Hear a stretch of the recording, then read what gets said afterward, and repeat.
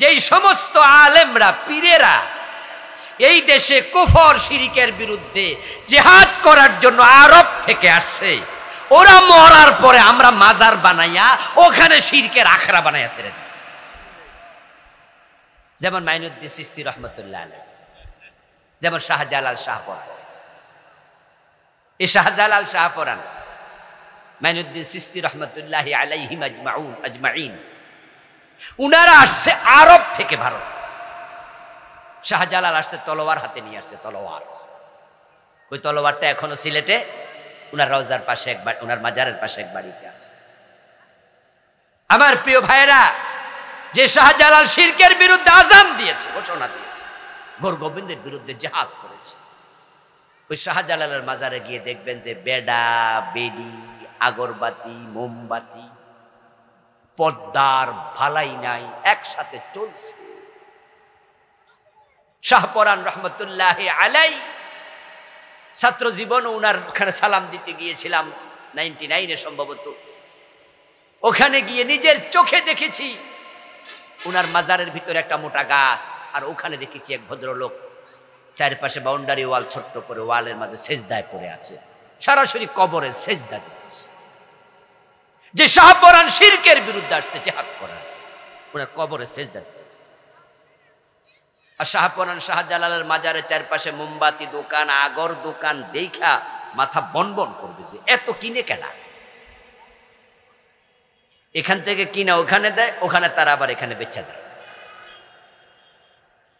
ব্যবসা জমজমাট। পাবলিক যায় এখানে কিনে, মোমবাতি কিনে ওখানে মাজারে নিয়ে দেয়, আর মাজারের খাদেমরা সব জমা কইরা আবার ওদের কাছে বেচা দেয় অর্ধেক মূল্যে। দিল পাবলিকে, ফ্যাট বড় হইল কার? খাদেম। উনাদের মাজারে কি পরিমাণ টাকা দেয় মানুষে কল্পনা করতে পারে, প্রতিদিন লক্ষ লক্ষ টাকা। আপনাদের কাছে আমার প্রশ্ন, মাজারে মানত করা কি জায়েজ? বরং এটা শিরিক। তাহলে ওনাদের মাজার বানায়া শিরিক চালু হয়ে গেছে। কবরে সেজদা দেয়া শিরিক, সেটা চালু হয়েছে। কবরের কাছে চাওয়া শিরিক, সেটা চাইতেছে। হিন্দুরা যায়, হিন্দুরা পর্যন্ত যায় চাইতেছে, বাবা এটা দেন সেটা দেন। আর একদল আলেম পর্যন্ত গান বানাইছে, কেউ ফিরে না খালি হাতে খাজা বাবার দরবারে। হ্যাঁ, আল্লাহর ধন রাসূলকে দিয়ে আল্লাহ গেছেন গায়েব হয়ে, রাসূলের ধন খাজা নিয়ে শুয়ে আছেন আজমিরে, কেউ ফিরে না খালি হাতে খাজা তোমার দরবারে। নাউজুবিল্লাহ পড়েন। ছেলে মেয়ে সবার জন্য যায়। আহারে কি পরিমাণ শিরিকে দেশে চালু আছে, কল্পনা কি। এখন জিকিরের সময় লাভ দেয়, ফাল দেয়, এমন জিকিরকারী বাংলাদেশে নাই। আচ্ছা, আমরা যারা বয়ে বয়ে জিকির করলাম নীরবে, যারা লাফাইয়া করলো, কষ্ট কি আমাদের বেশি হয়েছে না হেরার বেশি হয়েছে? তাহলে হেরার সওয়াবও বেশি হইব, ঠিক না? হেরা তো একটু বাড়াইছে। আচ্ছা, শুধুমাত্র লাফায় নাই, সাথে ঢোল বাজাইছে, এমন জিকিরকারী আছে না? তাহলে এদের কষ্ট আরো একটু বেশি হয়েছে না? খরচাপাতিও তো বেশি হয়েছে, ঢোল কিনতে টাকা লাগে না? তাহলে জিকিরের লোকে যারা ঢোল বাজায় তারা কষ্ট বেশি করছে, খরচাপাতি বেশি করছে, এই জন্য ওদের সওয়াব আরো বেশি হবে। আর যারা জিকিরের সময় কষ্ট করে বাঁশের আগায় উঠছে, এরা সওয়াব আরো বেশি হবে। জিকির করতে করতে লাফ মাইরা বাঁশের আগায় উঠা যায়, লাফ মাইরা স্টেজে উঠা হুজুরের কান্দে উঠা যায়। কি এমন আছে না নাই? দেখেন নাই? আবার হুজুরও কয়ে ধরিও না, সাফও কামার। মানে হুজুরের কারামতি জাহের হয়েছে, যে আমার ওয়াজের অ্যাকশন দেখো, লোকজন পুরা পাগল হয়ে গেছে। রাসূলুল্লাহ সাল্লাল্লাহু আলাইহি সাল্লাম আপনার জন্য কি মডেল নন, আদর্শ নন? লাকাদ কানা লাকুম ফি রাসূলিল্লাহি উসওয়াতুন হাসানাহ। আল্লাহ বলে, রাসূলুল্লাহর মাঝে আমি তোমাদের জন্য সর্বোত্তম আদর্শ রেখেছি। রাসূলের সে পণ্ডিতি করে বাড়াইতে যেও না। মাগরিবের নামাজ হলো, শেষ হলো, ইমাম সালাম ফিরালো, এক মুসল্লি মুরব্বি টাইপের সালাম না ফিরাইয়া খাড়াইয়া গেল, আর এক রাকাত পরে বসলো। পাশে এক ইয়াং ছেলে ফলো করলো, কিরে চাচা যে মাগরিব 4 রাকাত করলো, সালাম ফিরানোর বলে, চাচা ভুল হয়েছে তো, মাগরিব তো আপনার 4 রাকাত হয়ে গেছে। চাচা কয় ভুল হয় নাই রে বাতি, যা তোরটা তুই ফর, আমি যা করছি বুঝা শুনা করছি। ইয়াং ছেলে বলে চাচা এবার তো বুঝলাম না, আগে তো মনে করছি ভুল হয়েছে, এখন তো তুমি কি শুনাইলা? কারণ কি? যৌবনকালে কত নামাজ কাজা গেছে, কয়দিন আগে রিটায়ারমেন্টে গেছি, চাকরিও করেছি জীবন ভর, সিদ্ধান্ত নিয়েছি হুজুর 3 রাকাত ফরুক, আমি 1 রাকাত বাড়াইয়া দিমু, আগের তীর কিছু কাফারা হোক।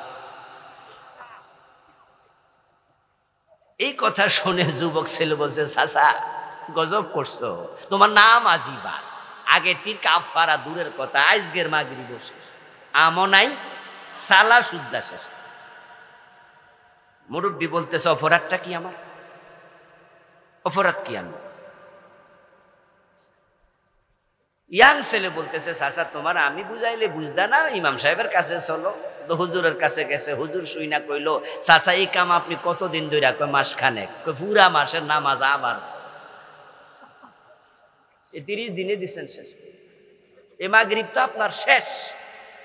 মুরব্বী বলতেছে হুজুর আপনি তো ওয়াজ করছেন কোরআন পড়লে প্রতি রাকাত প্রতি অক্ষরে 10 নেকি, তো আমি তো সূরা ফাতিহা পড়ছি, আমি তো সোনার বাংলা গান গাইনি, 4 নাম্বার রাকাতে সূরা ফাতিহা নাই, তো প্রতি অক্ষরে 10 নেকি, আমারটা গেল কই? একটা রুকু বেশি করছি, 2টা সেজদা বেশি দিছি, তা আপনি বলতেছেন আম শুদ্ধ সালাত শুদ্ধ 1 মাস শেষ, বুঝলাম না অপরাধটা কি হলো? হুজুর বললেন কাজ অপরাধের কিছু হয়নি, আপনি ভালো কাজ করছেন, নামাজ পড়ছেন 1 রাকাত বেশি, রুকু সেজদা করছেন, সব ঠিক আছে, এক জায়গায় প্রবলেম, এই নামাজটা রাসূলের সাথে মিলে নাই। ঠিক আপনাদের কাছে আমার প্রশ্ন, মাগরিব 4 রাকাত পড়লে হবে তো? কারণ শুধু একটা রাসূলের সাথে। ঢাকা থেকে চট্টগ্রাম যাবেন, স্টেশনে বসে আছেন, রেলগাড়ি টিকিট কেটেছেন, আওয়াজ আসলো, মাইকে অ্যানাউন্সমেন্ট হলো, যারা চট্টগ্রামের কোচে উঠবেন, রেলে উঠবেন, তারা উঠে যান, রেলটা ছেড়ে যাচ্ছে, এত নম্বর ভোগী, আপনার টিকিট কাটা আছে, 2 রাকাত মাগরিব হলো, 1 রাকাত বাকি আছে। এখন যদি কোচে না ওঠেন, রেলে না ওঠেন, রেল চলে যাবে, ওই 1 রাকাত পর্যন্ত 3 মিনিট 5 মিনিট লাগবে, কতক্ষণ আর অপেক্ষা? আপনার জন্য তো রেল থামবে না। আপনি ভাবেন আল্লাহ সব দেখে, সালাম ফিরে ভাবলেন নামাজ তো 70% হয়েছে, ঠিক না? মাসালা কি ক্ষেত্রে? মাসালা কি? আপনি বাকি 1 রাকাত পড়তে গিয়ে ট্রেন হারাবেন, ইসলাম কি বলে? হ্যাঁ, যদি আপনি মনে করেন যে পরে ট্রেনে যাবেন, 500 টাকা লস হোক, অসুবিধা নেই, আপনি থাকেন 3 রাকাত পড়েন। কিন্তু আপনি যদি মনে করেন যে না আমি সালাম ফিরে দেই, 2 রাকাত বাতিল, নতুন করে ট্রেনে উঠে আবার 3 রাকাত পড়বো, কিন্তু আল্লাহর এই কথা বললে হবে না যে আল্লাহ আজকে ট্রেন মিস করছি তাই 2 রাকাত নেও। আল্লাহ বলে আমি অর্ধেক নেই না, আমার রাসূল যা পড়ছে ওইটা দাও। 1 রাকাত বাড়াইয়া দিবা, নিব না, আমার রাসূল বাড়াইয়া পড়ে নাই। 1 রাকাত কমাইবা, নিব না, আমার রাসূল কমায় নাই। তোমার জন্য রাসূল মডেল, এই জন্য বাড়াইলে বেদাত হয়ে যায়। যে ব্যক্তি বেদাতি হয়, যার আমলের সাথে বেদাত যুক্ত হয়, তার আমল আল্লাহর কাছে আর যায় না। তো জান্নাতে যেতে হলে ঈমান লাগবে কুফর শিরিক মুক্ত, আমল লাগবে বেদাত মুক্ত। এখন আমাদের দেশে 2 জায়গায় প্রবলেম, দারুণ প্রবলেম। পীর সাহেব হুজুররা বেদাত চালু করে দিছে, অসংখ্য পীর আছে বেদাতি, বেদাত করে না এমন পীরও আছে, তবে তাদের সংখ্যা বড়ই কম। আর কুফর শিরিকের তো অভাব নাই, এটা তো উপমহাদেশে ফলন খুব বেশি। কুফর আর শিরিকের এই ভারত উপমহাদেশে চর্চা অনেক বেশি। নেক আমল যা করছেন তা কি আল্লাহ পর্যন্ত যাচ্ছে নাকি ফেলে দিচ্ছে? আমল করলে তো হবে না, কবুল হওয়া তো লাগবে নাকি? আরে আমল করছেন কবুল হয় না তো লাভ কি? ইব্রাহিম আলাইহিস সালামকে আল্লাহ বলছে কাবা বিনির্মাণ করো। ইব্রাহিম আলাইহিস সালাম সন্তান ইসমাইলকে সাথে নিয়ে কাবার ঘর বানালেন। ওই কাবা ঘর বানাইয়া বাড়িতে চলে যেতে পারতেন, বলতে পারতেন আল্লাহ আপনি বলছিলেন বানাইছি, আল্লাহ হাফেজ, গুড বাই।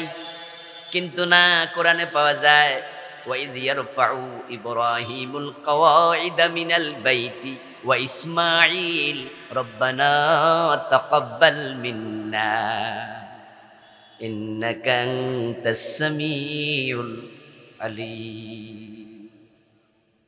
কোরআন আমাদের কাছে নাজিল হয়েছে ইব্রাহিমের ইন্তেকালের 2500 বছর পর। ইব্রাহিম আলাইহিস সালাম কোরআন নাজিলের 2500 বছর আগে পৃথিবী থেকে চলে গেছেন। এখন এই কোরআনের মাঝে কাবা শরীফ বানাইছে ইব্রাহিম আলাইহিস সালাম। তারপরে তিনি কি করলেন এই কাহিনী আল্লাহ কেন শোনায়? এই কাহিনী শোনায় আল্লাহ বুঝায়, দেখো ইব্রাহিম কি করেছে, তোমরা তাই করো। ইব্রাহিম কাবা বানালেন, বানানোর পরে বাপ বেটা মিলে বলে রাব্বানা, ও আমাদের রব, তাকাব্বাল মিন্না, আমরা তো করছি, এখন তুমি কবুল যদি না করো কইরা লাভ কি? তোমার কাছে আমাদের দোয়া, তুমি মেহেরবানি করে আমাদের আমলটা কবুল করো। ইব্রাহিম যা করেছে আমাদের তা করা দরকার। ইব্রাহিম আলাইহিস সালামের সাথে আমাদের সম্পর্ক আছে না? হালকা না স্পেশাল? ইয়েস, অন্য অন্য নবীর সাথে যত না সম্পর্ক আছে, ইব্রাহিম আলাইহিস সালামের সাথে সম্পর্ক আমাদের অনেক গাঢ়, অনেক বেশি। আমরা নবী মূসাকে বিশ্বাস করি, কিন্তু নবী মূসার উম্মত নই। এবং নবী মূসা আলাইহিস সালাম, ঈসা আলাইহিস সালাম, উনারা নবী আমরা বিশ্বাস করি, উনাদেরকে আমরা অনুসরণ করি না। উনাদের সাথে আমাদের সম্পর্ক আছে নবী হিসাবে না, বিশ্বাস হিসাবে। কিন্তু নবী ইব্রাহিমের সাথে সম্পর্ক শুধু নবুয়তের বিশ্বাস না, সন্তান এবং বাবা হিসাবে। মিল্লাতা আবিকুম ইব্রাহিম, মুসলিম জাতির বাবা ইব্রাহিম। ইব্রাহিম আমাদের জাতির পিতা। নতুন কোন দাড়িমারি নাই এ বেডারে ফিতা হওয়া বানানোর জন্য পাগল হওয়া দরকার নেই। ও বেড়ারা তো জাতির ফিতা বানানোর জন্য লাঠি লইয়া খারাইছিল, কোদাল লইয়া, কুড়াল লইয়া খারাইছিল, যে না এটাই জাতির ফিতা। কইয়া স্যার দরকারটা কি? যার যতটুকু সম্মান তাকে ততটুকু দিতে হবে। আমরা ছোটও করতে চাই না, আমরা আবার অতি বড়ও করতে চাই না।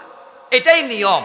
বেশি ছোট হবেন তাহলে আপনাকে ছাগলে খাবে, আর লম্বা হবেন তাহলে আবার জ্বর তুফানে ভেঙে ফেলবে। এই জন্য মাঝারি গাছ ঠিক থাকে বেশি। ছোট গাছ ছাগলে খায়ালায়, বেশি বড় হইলে ভাঙে যায়। আইন বানাইছে, আইন বানাইতে না, জাতির ফিতা কয় লাগবে।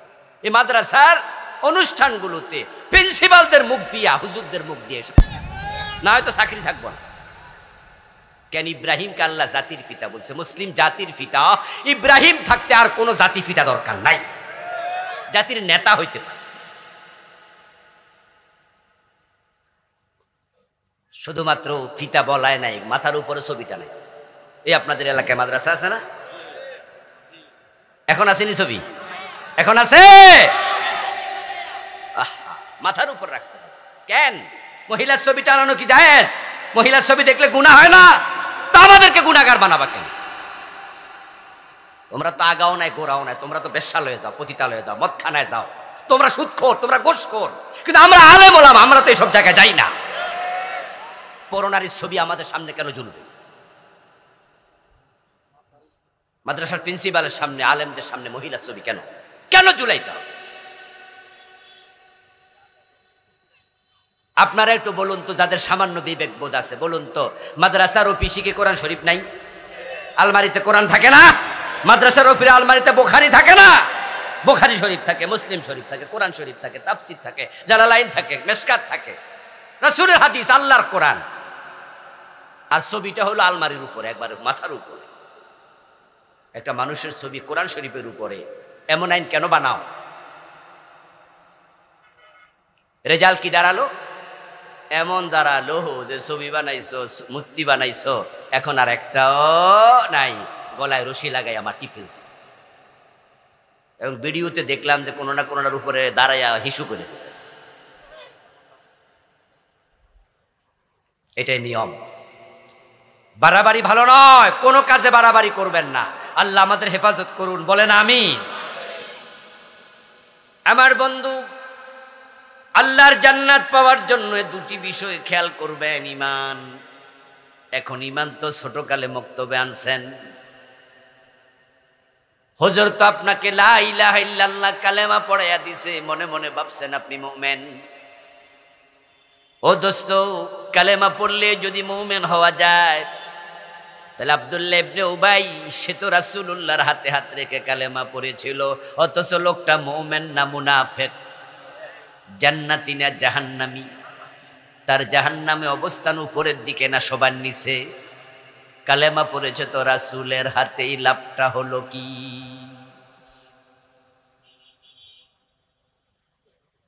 কিছুক্ষণ আগে যে গিরিশচন্দ্র সেন বাবুর নাম বললাম, তিনিও তো লা ইলাহা ইল্লাল্লাহ কালেমা পড়ছে, লিখছে, বলছে, গবেষণা করছে, অনুবাদ করছে, কিন্তু তাকেও তো আমরা মুমিন বলি না। আমাদের দেশে যারা কাদিয়ানি, কাদিয়ানিরা মুমিন না কাফের? কালেমা পড়ে না? তাদের আজানের মাঝে কালেমা নাই। আশহাদু আল্লা ইলাহা ইল্লাল্লাহ, আশহাদু আন্না মুহাম্মাদার রাসূলুল্লাহ। আজান এভাবে দেয় যেভাবে আমরা দেই, কিন্তু এরপরও সে কাফের। কারণটা কি? আজানে কালেমা তো পড়লো। আত্তাহিয়াতু যখন পড়েন, আত্তাহিয়াতুর মাঝে তো আছে আশহাদু আল্লা ইলাহা ইল্লাল্লাহু ওয়া আশহাদু আন্না মুহাম্মাদান আবদুহু ওয়া রাসূলুহু, আসেনি?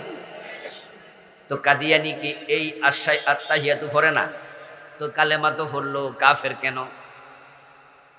আসলে কালেমা পড়লে মুমিন হওয়া যায় না, তবে মুমিন হওয়ার জন্য কালেমা পড়তে হয়। মুমিন হওয়ার জন্য কালেমা পড়বেন কিভাবে? কোরআনে আল্লাহ শিখাইছে, ফামাইয়াকফুর বিত্তাগুতি ওয়া ইউমিন বিল্লাহি ফাকাদ ইসতামসাকা বিল উরওয়াতিল উসকা লা ইনফিসামা লাহা।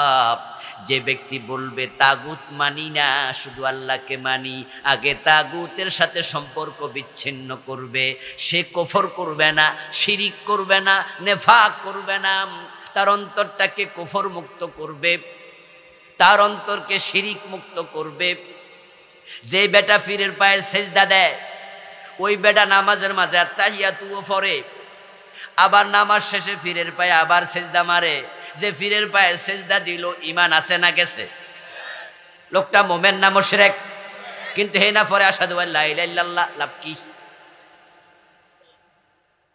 এই জন্য মুমিন হওয়ার জন্য শর্ত হলো অন্তরটাকে আগে শিরিক মুক্ত করো, কুফর মুক্ত করো, নিফাক মুক্ত করো।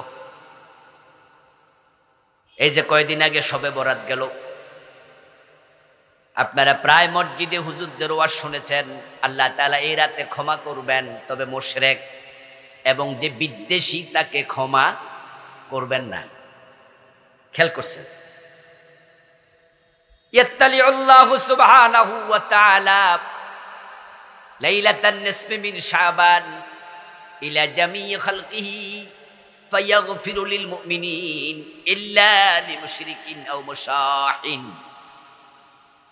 শবে বরাতের রাতে আল্লাহ তাআলা তার মাখলুকের দিকে বিশেষ নজর দেন এবং যত মুমিন আছে সবাইকে তিনি ক্ষমা করেন, তবে যার অন্তরে শিরিক আছে তার ক্ষমা শবে বরাতের রাতেও নাই। এখন আমরা যতজন শবে বরাতে আল্লাহর কাছে মাফ চাইছি, ক্ষমা চাইছি, ওই রাতে ইবাদত বন্দেগী করছি, সবাই শিরিক অন্তর থেকে সরাইয়া তারপরে করছি তো? এই হলো প্রশ্ন। যদি অন্তরে শিরিক থাকে আর এটা লইয়া মসজিদে যান, ক্ষমা চান, আপনার ক্ষমা নাই। এখন কোন কোন কাজ শিরিক, এটাই তো পাবলিক অনেকেই শিরিকে তো বোঝা। যারা মাজারে সেজদা দেয়, পীরের পায়ে সেজদা দেয় শবে বরাতের রাতে, হেরা কি যায় না মসজিদে? বরং হেরা মসজিদ আরো বেশি গেছে। যে অঞ্চলে বেদাতি বেশি, ওই অঞ্চলে শবে বরাত পালন হয় অন্য অঞ্চলের তুলনায় বেশি। বরং এই অঞ্চলে হালুয়া রুটি পর্যন্ত ফাঁকাইয়া খাওয়া। সারা রাত তারা শবে বরাতের রাতে ইবাদত করে। এখন তারা পীরের পায়ে সেজদা দেয়া শিরিক, তা থেকে মুক্ত হয় নাই। এটা অন্তরে রাইখাই শবে বরাতের রাতে আল্লাহর কাছে মাফ চাইছে। তো রাসূলুল্লাহ খবর দিছে শিরিক থাকলে ক্ষমা নাই। এবার আপনাদের কাছে আমার প্রশ্ন, পীরের পায়ে সেজদা দেয় শিরিক, এছাড়া আর শিরিক নাই? তো যদি ওই একটা আমনের ভিতরে থাকে, তাহলে আমনেও ক্ষমা নাই, আপনিও পান।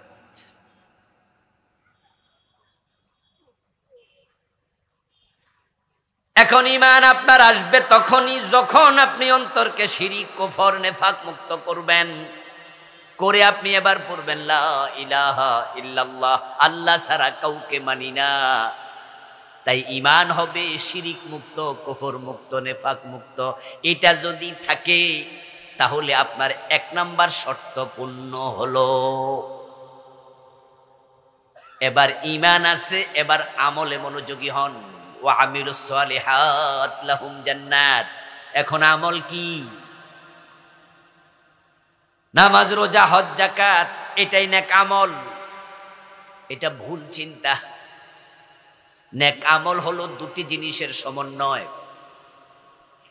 মা আতাকুমুর রাসূলু ফাখুযুহু ওয়া মা নাহাকুম আনহু ফান্তাহু। 5 ওয়াক্ত নামাজি সুদে টাকা লাগায় এমন নামাজি নাই? এটা নেক আমলকারী না, এটা ভণ্ড নামাজ। মুখে দাঁড়িয়ে আছে, মাথায় টুপি আছে, নামাজও পড়ে, অথচ ঘোষ না দিলে সিগনেচার করে না, ফাইল আটকায়া রাখে। এমন নামাজি ঘোষখোর অফিসার নাই? ওই ভণ্ড নামাজ, নেক আমলকারী নয়।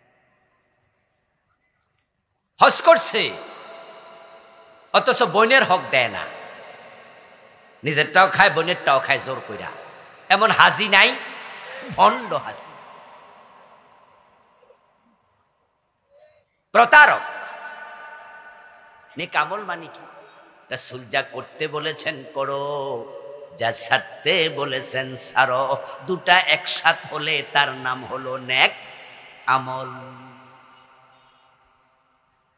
করণীয় গুলো করো, বর্জনীয় গুলো বর্জন করো। এ দুটার সমন্বয় না হলে নেক আমল হয় না।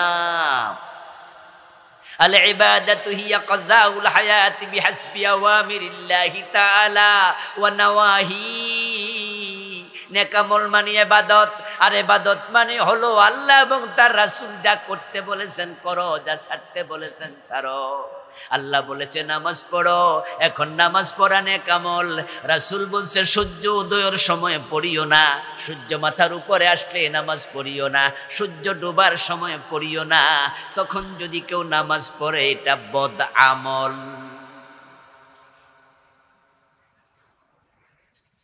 রমাদান আসছে, কুতিবা আলাইকুমুস সিয়াম বলে আল্লাহ রোজা ফরজ করেছে। ফামান শাহিদা মিনকুমুশ শাহরা ফালিয়াসমহু, রমাদান পেলে রোজা রাখো। কিন্তু যখন রোজা শেষ তখন আসবে ঈদুল ফিতর, ওই দিন রোজা রাখতে রাসূল মানা করছে। যদি কেউ সেদিনও রোজা রাখে নেক আমল না বদামল? তাহলে যা করতে বলেছে করো, যা ছাড়তে বলেছে ছাড়ো।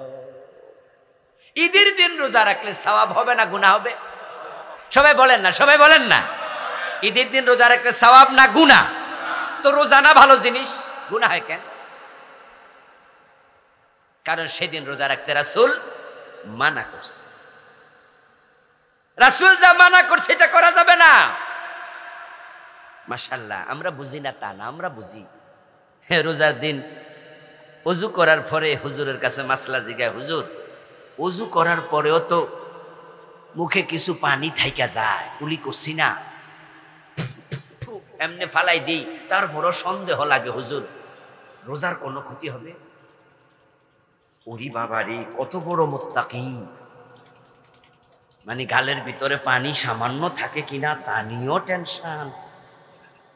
কি তাকওয়া! হ্যাঁ, ঘড়ির দিকে তাকাচ্ছে, জিজ্ঞাসা করছে কয় মিনিট বাকি আছে ভাই? কয় বাকি আর বেশি নাই, মাত্রই তো ইফতারের 3 মিনিট বাকি আছে, কইরালান ইফতার, অসুবিধা নাই। কি বললেন? সারাদিন রোজা রাখছি, 3 মিনিট আগে ইফতার করবো? ফাইজলামি পাইছেন আপনি, 1 মিনিট আগেও করা যাবে না। ও, ইফতারি করবেন কি দিয়ে? পানি দিয়ে? কিরে ভাই, পানি টানি নাই নাকি? বোতল মোতল নাই? আনেন নাই আজকে? তাহলে উদাহরণ দিলে দেখাইতে সুবিধা হইতো। এই যে বোতলের পানি আছে, সামনে ইফতার করবেন, আপনি ঘড়ির দিকে তাকাচ্ছেন। আচ্ছা, এই পানিটা কি আদৌ হারাম না শুধু রোজার দিনে হারাম? সূর্য ডুবে গেলে হারাম না হালাল? তাহলে কয় ঘন্টা হারাম ছিল পানিটা? 14 ঘন্টা, 15 ঘন্টা? কি মুত্তাকি 1 সেকেন্ড আগেও খাবে না। কিন্তু সুদ হারাম কয় ঘন্টা? ওইটা রোজার দিনও খাইছে। ওইটা অসাধারণ।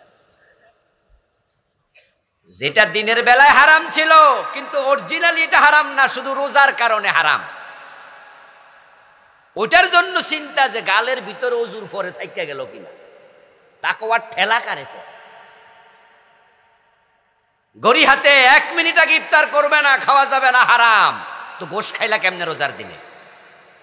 সুদ খাইলা কেমনে? ওজনে কম দিলা কেমনে? মালে ভেজাল দিলা কেমনে? এই হলো তোমার ইসলামের কনসেপশন, ইসলামের বুঝ। বাংলাদেশের ইসলাম চলছে আমাদের মন মতো। আল্লাহর ইসলাম আল্লাহর মতো হওয়া লাগবে, রাসূলের মতো হওয়া লাগবে। ভালো করে শোনো মুসলিম, মাথা তোমার, টুপি তোমার, তাই মাফ হবে তোমার। শরীর তোমার, জামা তোমার, জামার মাফ হবে তোমার। ইসলাম তোমার না, তোমার বাবার না, তোমার পীরের না। তোমার মাপে ইসলাম হবে না, আল্লাহ এবং রাসূলের মাপে, কোরআন সুন্নাহর মাপে হওয়া লাগবে। না হয় ইসলাম আল্লাহ ফেলে দেবে, তোমার ইসলাম আল্লাহ নেবে না।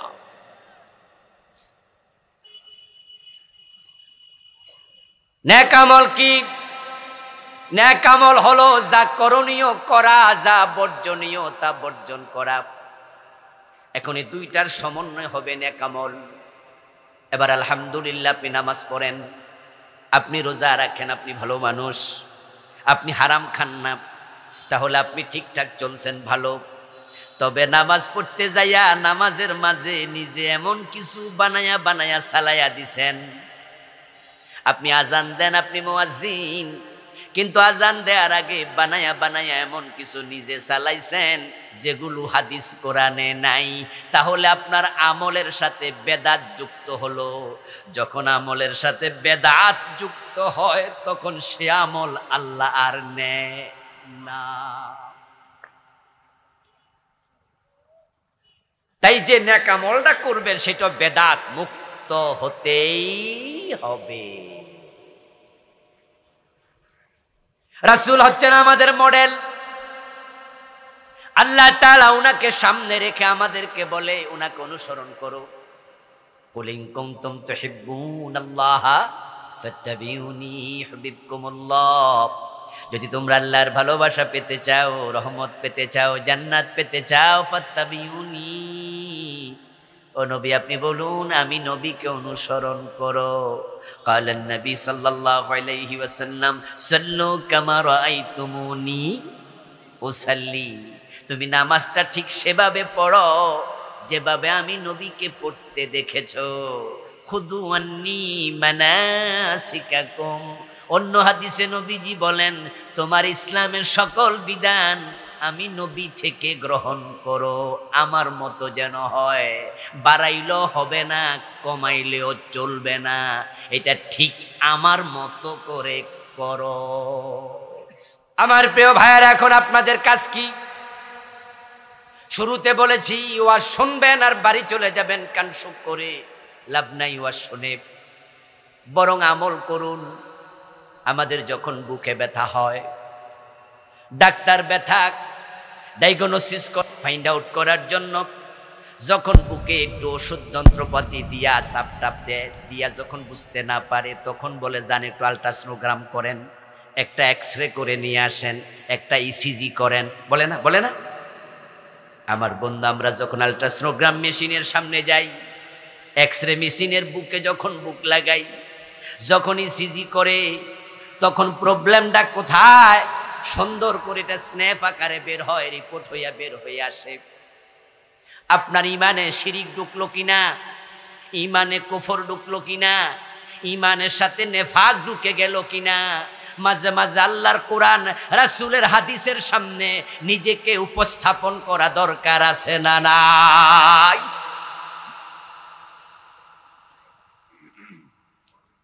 ও দোস্ত, যদি কোরআন হাদিসের সামনে না যান তাহলে এমনও তো হতে পারে নিজের অজান্তে নিজের ঈমান শেষ।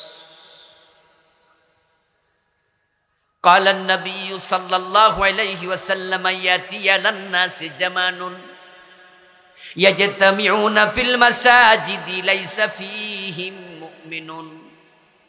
নবীজি বলছেন এমন এক জামানা আসবে মানুষগুলো জামাতের সাথে নামাজ পড়বে কিন্তু একটারও ঈমান থাকবে না।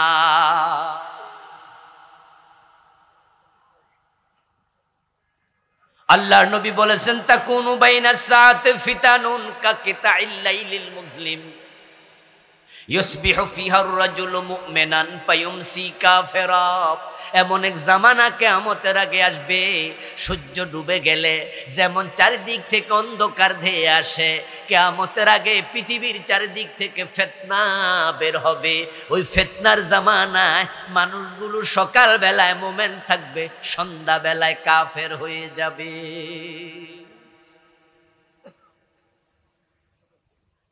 এই জন্য আল্ট্রাসোনোগ্রাম করেন, এক্সরে করেন, ইমানের এক্সরে হোক, ইমানের এক্সরে করেন ভাই। আমি তো ইমানদার সমাজে খুব কম দেখি।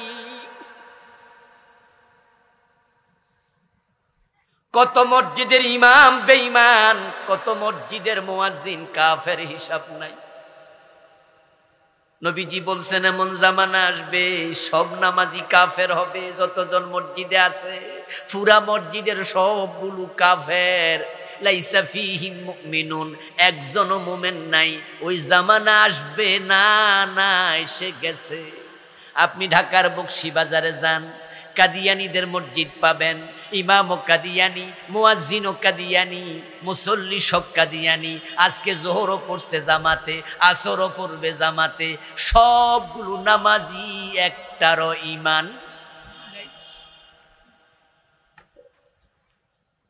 গোলাম আহমদ কাদিয়ানের জন্ম 1835 সনে।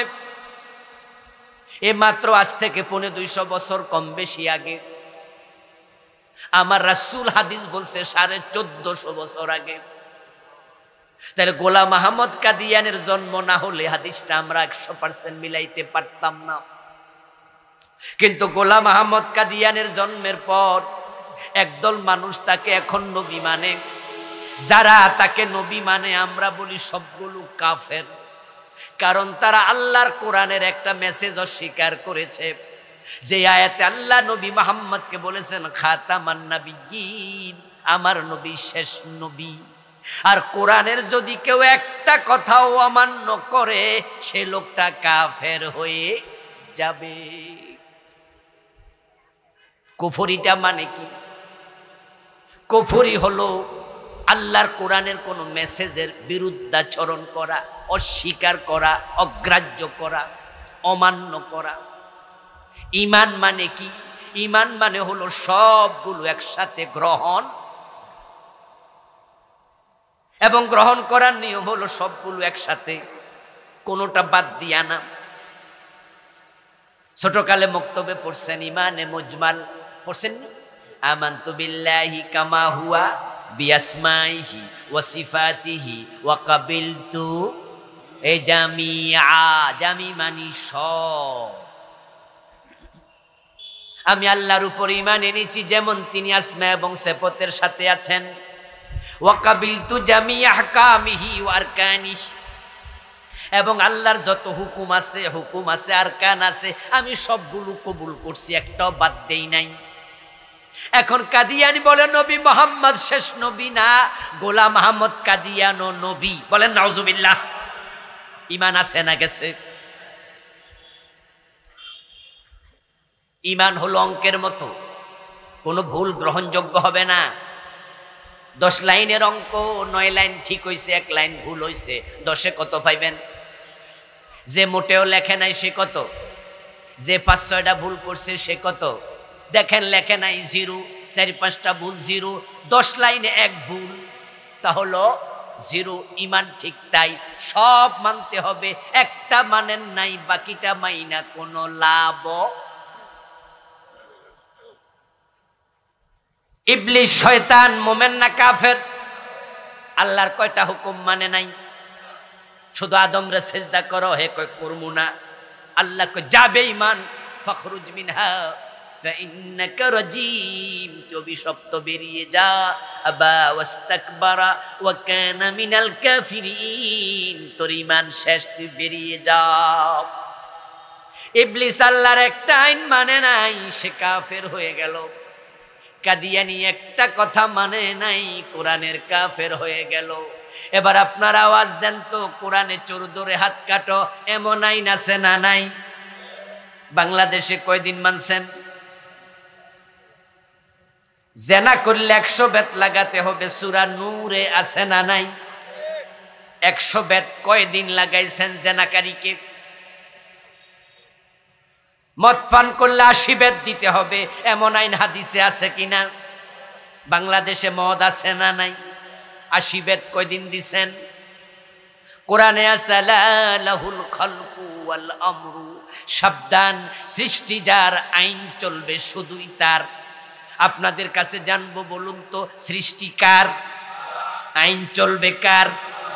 বাংলাদেশে কয়দিন চলছে আল্লাহর আইন? তো শয়তান মানে নাই কয়টা?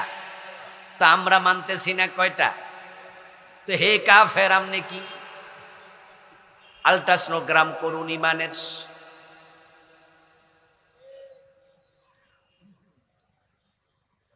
ও দোস্ত, কাদিয়ানীকে সবাই মিলে কাফের ফতুয়া দিলেন, আর নিজের ব্যাপারে ভুলে গেলেন। আত্মভোলা হবেন না, আত্মভোলা হবেন না। শুরুতে বলেছি আল্লাহ এত বড়, তিনি কারোরে ছাড়ে না। আরে আদম রে আর মুসারে, আপনার ইউনুস নবীরে পর্যন্ত ছাড়ে নাই। আর আমনে আর আমি কোন হরিদাস পাল? কে হনুরে? আল্লাহর কাছে তো পায়ের স্যান্ডেলের জুতার দুলাও না, কিচ্ছু।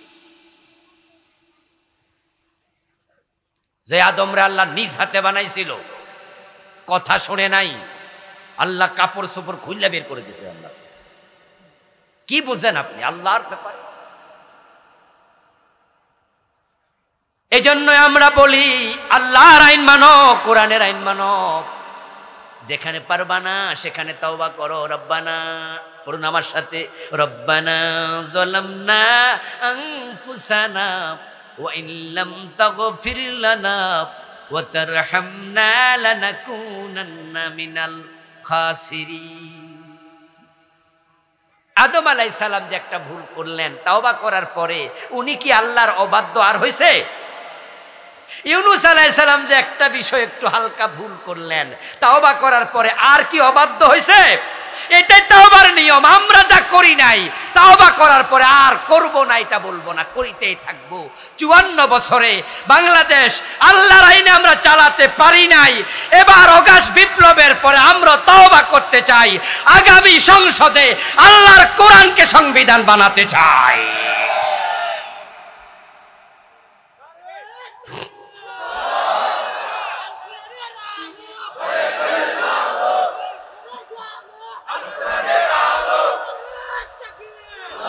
আমার প্রিয় ভাই, তওবা করার নিয়ম হলো আগের অপরাধ ভুলে যাওয়া, ছেড়ে দেয়া, তারপরে সরি বলে আল্লাহর কথা মানতে শুরু করা। যাদের সুদে টাকা লাগানো আছে তারা সুদ ছেড়ে দেবেন, আজকে সিদ্ধান্ত নেন। এবার আল্লাহকে বলেন, আল্লাহ আমি আর খাবো না। যদি পারেন আল্লাহ সুদের গুনাহ মাফ করেন।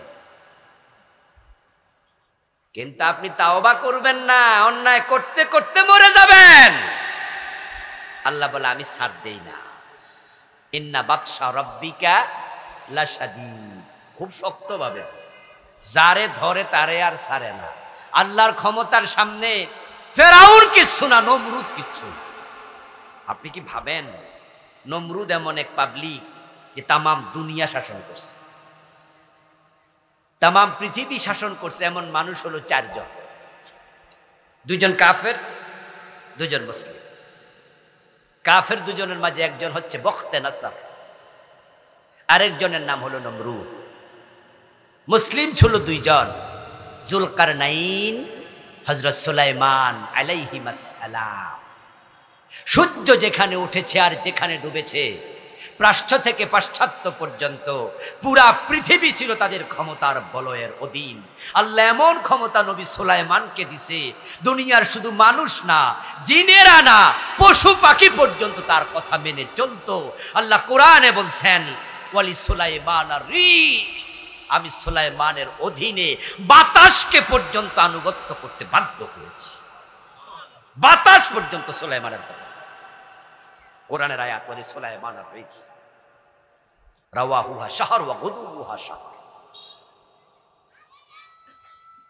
ওই নমরুদ যে তামাম দুনিয়া শাসন করছে, এত বড় ক্ষমতা, কিন্তু আল্লাহ যখন ধরছেন তাকে শায়েস্তা করার জন্য একটা ঠ্যাং ভাঙ্গা মশা, ঠিক না? আর বেশি কিছু লাগে নাই, বেশি কিছু লাগে নাই, একটা ঠ্যাং ভাঙ্গা মশা। এই যে মশা নিজে তো নিজে উড়াল দিতে পারে না ভালা কইরা, এ প্রতিবন্ধী, এ ল্যাংরা। আল্লাহ কয় না নমরুদ তোর জন্য আমার বেশি কিছু লাগে না। যে আব্রাহা বড় হাতি নিয়ে আইছিল কাবা ভেঙে ফেলবে, বেটার পাওয়ার কত। আল্লাহ কয় তোর জন্য আবাবিল পাখির মুখে ছোট্ট ছোট্ট মটরশুটির দানার পাথর এনাফ।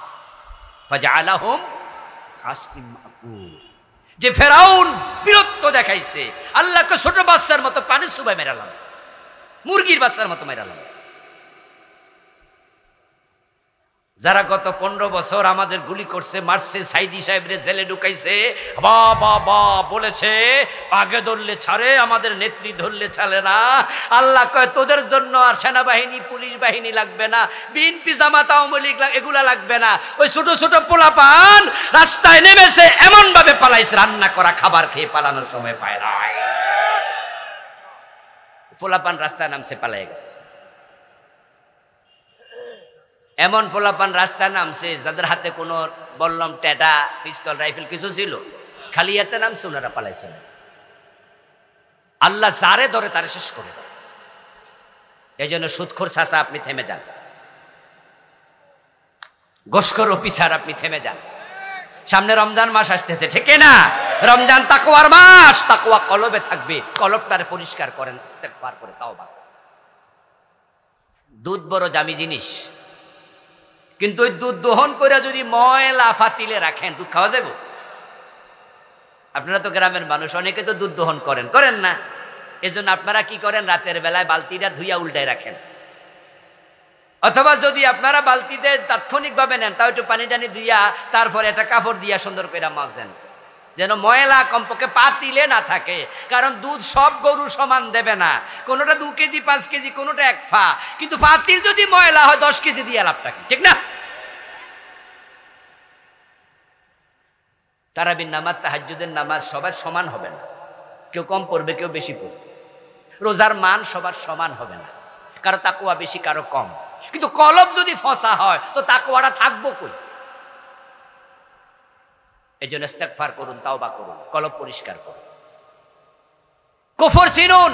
কুফর নিয়ে আমি বই লিখেছি, আমার লিখা এখানে আছে 8টা বই, তার মাঝে একটা আছে কুফর। বাংলাদেশে চলমান 56টা লিখছি। আর পড়বেন আপনি, যে এর মাঝে আপনি আছেন থাকলে তাওবা। শিরিক নিয়ে বই লিখেছি, বাংলাদেশে চলমান 29টা লিখছি। এই নেতারা কয়দিন পরে মুশরিক হওয়া শুরু হবে, গড়ফর্তা। অনেক নেতা মাইক হাতে নিয়ে বলবে জনগণ সকল ক্ষমতার উৎস, সাথে সাথে ঈমান শেষ। এই স্লোগানটা বাংলাদেশে আসেনি? আছে, মানে এটা আমাদের সংবিধানের অংশ। 72-তে ডক্টর কামাল হোসেন মিয়া যখন সংবিধান লেখে, তখন তার লেখা সংবিধানে লিখেছে সাবরেন্টির মালিক জনগণ, সার্বভৌমত্ব জনগণের। এবং ওই সাবরেন্টি জনগণকে দেওয়ার কারণে বাংলাদেশে স্লোগান দেয় নেতারা জনগণ সকল ক্ষমতার উৎস। নাউযুবিল্লাহ, তোমার ঈমান শেষ, কারণ তোমরা ক্ষমতার উৎস নও। কোরআনে আছে কুলিল্লাহুম্মা মালিকাল মুলকি তুতিল মুলকা মান তাশা ওয়া তানজিউল মুলকা মিম্মান তাশা। সকল ক্ষমতার মালিক কে? আন্নাল কুওয়াতা লিল্লাহি জামিআ। হিন্দুদের দুর্গা পূজা আসলে আরেকটা শিরিক বাংলাদেশে মাথাছাড়া দিয়ে ওঠে, জঘন্য পর্যায়ের শিরিক, যেটা প্রাইমারি সিলেবাসে অলরেডি প্রাইমারির বইতে ঢুকাই দিছে শিরিক। সে শিরিকটা কি জানেন? সেটা হচ্ছে ধর্ম যার যার, উৎসব সবার, জঘন্য। ঈমান শেষ, ঈমান শেষ। তো জান্নাতে যাওয়ার প্রথম শর্ত কি? ঈমান, ওইটা শেষ। আল্লাহ তাআলা কোরআনে আমাদের স্লোগান শিখাইছে লাকুম দীনুকুম ওয়ালিয়া দিন। এটা হলো আল্লাহর শিখানো স্লোগান, ঘোষণা। স্লোগান শব্দের অর্থ কি? যেটা জোরে বলা হয়। এই স্লোগান দাও মানে কি? মিনমিন করা। ওরাব্বাকা ফাকাব্বির, স্লোগান হবে আল্লাহু আকবার। স্লোগান মানে জোরে ঘোষণা। আল্লাহ শিখাইছে লাকুম দীনুকুম ওয়ালিয়া দ্বীন। বাংলা অর্থ হলো তোমাদের ধর্ম তোমাদের, আমাদের ধর্ম আমাদের। দুইটা এক না আলাদা? এ ভাইয়েরা কথা বলেন, কথা বলেন। হিন্দু এবং মুসলমানের ধর্ম এক না আলাদা? তাহলে স্লোগান হওয়া দরকার ধর্ম যার উৎসব তার। এটাই তো বাস্তব। আচ্ছা, আমরা যে আজ থেকে 3.5 মাস পরে যখন কোরবানির ঈদ করবো ইনশাআল্লাহ, কোরবানির ঈদে আমাদের উৎসব না? আচ্ছা, আমরা কেমনে গরু জবাই দেখি, এটা দেখার জন্য কোনো হিন্দু আসে? এটা তাদের উৎসব। তো ঠিক দুর্গা পূজা কি আমাদের উৎসব? ধর্ম যার যার উৎসব সবার কইলে তো দুর্গা পূজা মুসলমানের উৎসব হয়ে যায়। ঈমান আর থাকবে? কার সাথে সংসার করছেন গত 15 বছর? কার সাথে সংসার করছেন? বেঈমানদের সাথে, যারা দেশে শিরিক ঢুকাইছে, কুফর ঢুকাইছে, বেশি পাকনামি করেছে। 2024 সালের বই আপনাদের বাড়িতে এখনো আছে অনেকে। 2024, এটা আজ থেকে মাত্র 3 মাস আগের বই। মাদ্রাসার ক্লাস 9-এর 7-এর 8-এর বাড়ি যেয়ে দেখবেন লেখা আছে দাখিল 7, দাখিল 8ম শ্রেণী লেখা আছে। ওই বইয়ের পাতায় দেখবেন দোতরার ছবি, হারমোনিয়ার ছবি, হাফ প্যান্ট ওয়ালা মাইয়ার ছবি, মাদ্রাসার বইয়ের পাতায়। এই মুসলমানের সন্তান প্রিয় ভাইয়েরা, বলুন তো মাদ্রাসা কি দোতরা বাজায়? আপনার এলাকায় মাদ্রাসা নাই? ওখানে হাফ প্যান্ট ওয়ালা মাইয়া ঢোকে? তো মাদ্রাসা এগুলা কেন? উদ্দেশ্য কি? উদ্দেশ্য হচ্ছে এখন আস্তে আস্তে ঢুকাইলো, এটা দেখতে দেখতে আস্তে আস্তে করে সহনীয় হয়ে যাবে। তখন কোনো একবার হঠাৎ করে ঘোষণা দেবে যে 16ই ডিসেম্বর উপলক্ষে যে অনুষ্ঠান হয় ওখানে স্কুলের মতো মাদ্রাসাতেও দোতরা বাজাতে হবে। প্ল্যান খুব খারাপ ছিল, কিন্তু শাহজালালের বাংলা তো। হযরত শাহজালাল কত কষ্ট করে দেশটা মুসলিমদের অধীনে আনছে। গৌর গোবিন্দের সাথে তলোয়ার নিয়ে যুদ্ধ করা লাগছে। এ রক্ত দেয়া বাংলা, ইসলামের বাংলাকে আল্লাহ মূর্তির বাংলা বানাবে না, কুফরির বাংলা বানাবে না, শিরকের বাংলা হতে দেবে না। এই জন্য আল্লাহ সহ্য করে নাই, আল্লাহ গজব দিয়ে ধ্বংস করে দিয়েছে। এতদিন তারা ওদের সাথে সংসার করছেন, তাওবা করে আলান, না রোজা রাখা কোনো লাভ হবে? আমার প্রিয় ভাই কান খোলে শুনুন, আমি লিখেছি আর একটি বই, যে বইতে আমি বাংলাদেশের বেদাত গুলো লিখেছি, 38টা লিখছি। যারা বেদাতি হয় তারা রাসূলের ইসলাম পাইয়া খুশি না, তারা আর একটু বানায়। যেমন রাসূল 2জন সাহাবীকে আযান শিখিয়েছেন, হযরত বেলাল, হযরত আবু মাহজুরা রাদিয়াল্লাহু তাআলা আনহুমা। 2জনকে আযান শিখাইছে আল্লাহু আকবার দিয়া। কিন্তু কিছু কিছু লোক আছে আযানের আগে দুরূদ শরীফ চালাইয়া দেয়, বেদাত ঢুকাইছে। দুরূদ শরীফ খারাপ জিনিস নাকি বালা জিনিস? তো বালা জিনিসে না করি, অসুবিধা কি? আমি বলি তাই নাকি? আপনি এত ভালা বুঝলেন, রাসূল নিজে শিখাইল না, তাহলে আপনার মতো ভালা বুঝি রাসূল বোঝে নাই। আচ্ছা আপনারা বলুন তো প্রিয় ভাইয়েরা, আমরা যখন জোহরের নামাজ 2 রাকাত পড়ে আত্তাহিয়াতু পড়ি, আত্তাহিয়াতুর পরে কি আমরা দুরূদ শরীফ পড়ি? আবদুহু ওয়া রাসূলুহু পড়ে আমরা দাঁড়াইয়া যাই। আচ্ছা কেউ যদি বলে দুরূদ শরীফ বালা জিনিস, এখানেও চালাই দেন। হানাফি মাযহাবের ফতোয়া হলো ফরজ নামাজের 2 রাকাতের পর যদি কেউ আত্তাহিয়াতুর পর দুরূদ শরীফ পড়ে তাকে সাহু সেজদা দিতে হবে। এবার আপনাদের কমন সেন্সটা একটু দেখি, কনসেপ্ট বলেন তো, সাহু সেজদা শকে দেয় না জরিমানা? ইয়েস। তো বেটা দুরূদ শরীফ পড়ে কিসের জরিমানা? এটা তো ভালা কাম। ব্যাপার হলো যে আপনি উত্তরবঙ্গ থেকে বদলাইছে ক্ষেত, আপনার ক্ষেত লাগাইতে ধান গাছ লাগায়। উত্তরবঙ্গের বদলা কি এলাকায় আসে কিনা আমি জানি না, তবে আমাদের এলাকায় আসে। দিনাজপুর, রংপুর থেকে কিছু শ্রমিক কামলা আসে, তো আমরা বাজার থেকে ওদেরকে নেই, ক্ষেত লাগাই। এই ভাই এটা আমার ক্ষেত, ওটা ধানের বীজ, ওখান থেকে এনে ধান গাছ লাগাও দেখাইয়া দিয়ে বাড়ি চলে গেছেন। এখন কামলা 3 জনে বিকাল পর্যন্ত কাজ কইরা তারপরে সন্ধ্যাবেলা আপনারা আইসা কয় যে ভাইজান কাজ তো শেষ, আপনি টাকা দেন।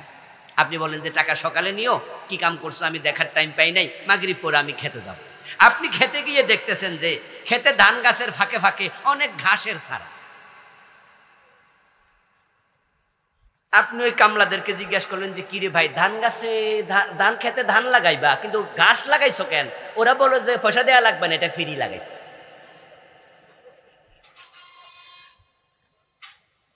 এই তোমরা আমি কইছি যে আমার খেতে ধান গাছের ফাঁকে গাছ লাগাইতে, বলে ভাই বলছি তো পয়সা লাগবো না, এটা মাগ না এমনি লাগাই দিছি। আপনি বলবেন যে ব্যাকল, যদি ধান গাছের ফাঁকে গাছ লাগাও কয়দিন পরে তো গাছের জ্বালা ধান মরে যাবে, ফসল ভালো হবে না।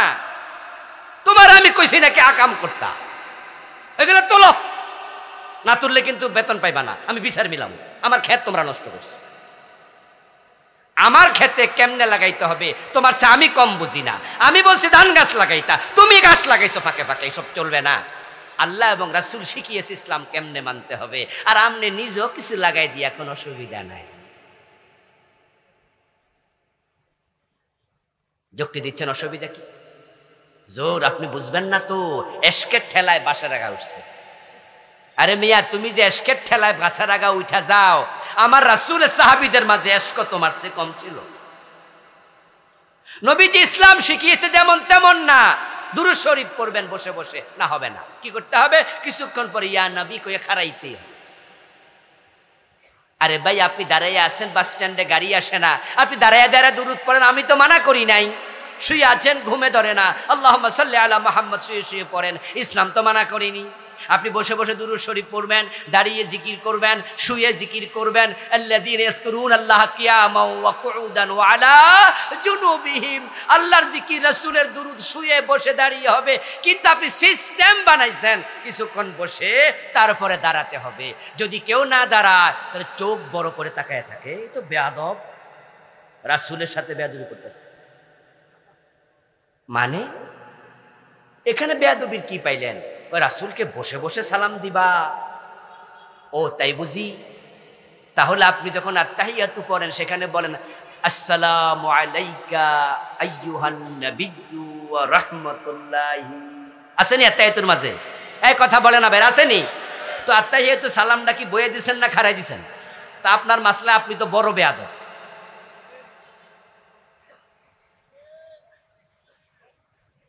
এবং আত্তাহিয়াতুর মাঝে সালাম আছে, রাসূল তো শিখাইছে। যদি বসে সালাম দিলে বেয়াদবি হতো, রাসূল বলতো সালাম দেওয়ার সময় টুপ করে খারাই যাবা, তারপর বইয়ে যাবা, কইতো না? কইছে? ইসলামে আপনি হাত ঢুকাইলেন কেন? রাসূল জিকির শিখাইছে লা ইলাহা ইল্লাল্লাহ, জিকির শিখিয়েছেন সুবহানাল্লাহ, জিকির শিখিয়েছেন আস্তাগফিরুল্লাহ, জিকির শিখিয়েছেন আল্লাহু আকবার, জিকির শিখিয়েছেন আশহাদু আল্লা ইলাহা ইল্লাল্লাহু ওয়াহদাহু লা শারীকা লাহু লাহুল মুলক ওয়া লাহুল হামদ। আরো কত আফদালু যিকরি লা ইলাহা ইল্লাল্লাহ, কালেমা লা ইলাহা ইল্লাল্লাহ, জিকির হবে লা ইলাহা ইল্লাল্লাহ, কিন্তু আপনি কোন ইল্লাল্লাহ ইল্লাল্লাহ পাইলেন কই? ভাঙলেন কেন? মাজা ভাঙলেন কেন? কয় অসুবিধা কি? তো অসুবিধা কি এ কথা বলার অধিকার আপনারে কে দিল? কোনটা অসুবিধা কোনটা অসুবিধা নেই সেটা আপনার যুক্তিতে ইসলাম চলবে নাকি? চলবে না তো। ওই যে বলেছিলাম শুরুতে, মাথা আপনার, টুপি আপনার, মাপ আপনার, গা আপনার, জামা আপনার, মাপ আপনার। ইসলাম আপনার না, আমার না, কোনো পীরের না, হাদিস এবং কোরআনের নাম ইসলাম। এখানে এসে মাথা নত করে দেবেন। এখানে রাসূল সাল্লাল্লাহু আলাইহি ওয়াসাল্লাম যা শিখিয়েছেন, যা করেছেন, যা দেখিয়েছেন, আপনি শুধু বলবেন সামেনা ওয়া আতানা, শুনলাম এবং মানলাম। তাহলে ঈমান থাকবে নিরাপদ, আমল থাকবে নিরাপদ। এই নিরাপদ যদি ঈমান এবং আমলকে রেখে আপনি মরতে পারেন, আল্লাহর ওয়াদা, আল্লাহ আপনাকে জান্নাত দেবেন। প্রিয় ভাইয়ের, আসরের নামাজ সমাগত, একটু পরে আজান হয়ে যাবে, আমরা আজকে সামনে আর যেতে চাই না। তো বেদাত নিয়ে 38টা লিখেছি, কয়টা 2-1টা বলেছি, বাকিগুলো আছে বইতে, পড়বেন। শিরিক, কুফর